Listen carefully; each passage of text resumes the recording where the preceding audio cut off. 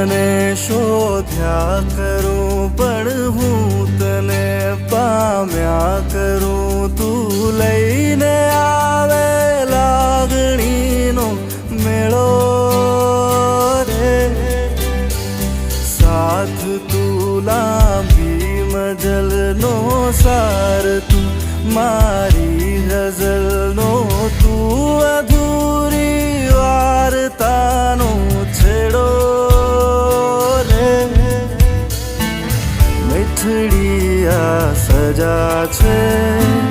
દર્દોની મજા છે તારો